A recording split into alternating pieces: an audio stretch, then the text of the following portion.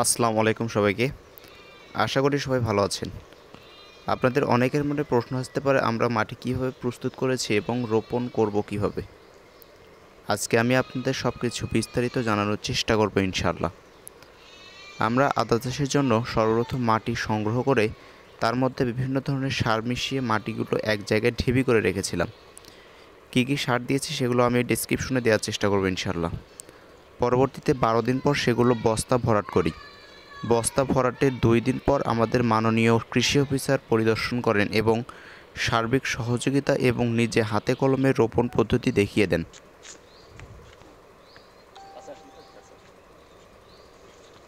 এটা মাটি আনুমানিক কত ইঞ্চি? 1 ইঞ্চি? 1 ইঞ্চি দিলে এই এতটুকু 1 ইঞ্চি। হ্যাঁ, এভাবে দিয়ে ঢেকে দিলেই তোমার গাছ শুয়ে থাকবে, আলাদা শুয়ে থাকবে। দেখি আরেকটা দাও। আমার ফোনটা নেন। আগে এই তুমি এদিকে দাঁড়াও নাকি দাও, তোমার আঙ্কেল মোবাইল দিয়েছিল, দাও আঙ্কেল মোবাইলটা দিয়েছ। এটা কিন্তু হচ্ছে যখন গাছটা এই সাইজের হবে তখন তোমরা এই আদাটা বের করে নিবা।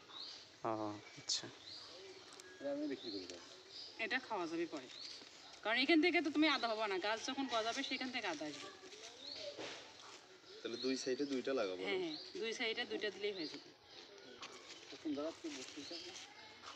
এগুলো আবার বের করা যাবে পরে। এই যে গাছ এই সাইজ যখন হবে তখন বের করবেন। এই যে এটা ভেঙে নিব। 50 গ্রাম। আচ্ছা,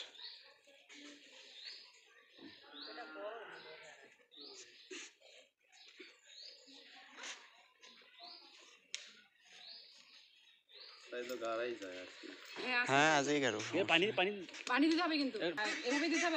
পাইপ টাইপ আছে কি? হ্যাঁ আছে, পাইপ আছে। ইয়া করে পানি কিন্তু দিতে হবে এখানে।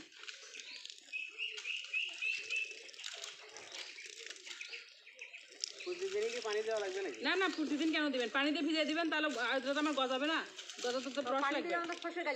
হ্যাঁ, এটা কতদিন পর দেওয়া লাগবে? একটু শুকনো দেখলে দিবেন, মানে এই তাপমাত্রাটার জন্য। যখন বর্ষা হবে তখন কিন্তু দেওয়ার দরকার নেই। আরে পানিতে কি সিদ্ধ করা লাগবে না বস্তা? না, ছিদ্র করে পানি তো চুইয়ে যাবে। পানিতে বর্ষা পেতে তো থাকবে না, চুইয়ে যাবে। বাইরে রাখবে না? বস্তার ভিতরতেই তো বার হওয়ার কথা। বার হয়ে যাবে। কারণ আমার গাছ ছিল তো, ছাদের উপর গাছ ছিল, ওখানে চুইয়ে ভিজ বের দিয়ে হয়ে পানি যাবে, বের পানি হয়ে যায়। হবে না। বস্তাতে আমার গাছ ছিল, বস্তায় গেলে পানি থেকে যায়। মরিচের গাছ ছিল। না এগুলো বের হবে। দেখা যাবে না। আর ওরকম করে ঢেকে রাখবে না তো, আদা যখন ইয়ে হয় না। আদাটা হচ্ছে গজানোর পর খুলে দিলেই হবে। পরবর্তীতে আমরা তাদের শেখানো পদ্ধতিতে আদা রোপণ করতে থাকি। আমরা প্রতি বস্তায় 2 পিস আদা আনুমানিক 50 গ্রাম করে রোপণ করেছি। বড় ভাই একটু দেখো কিভাবে কাটতেছে।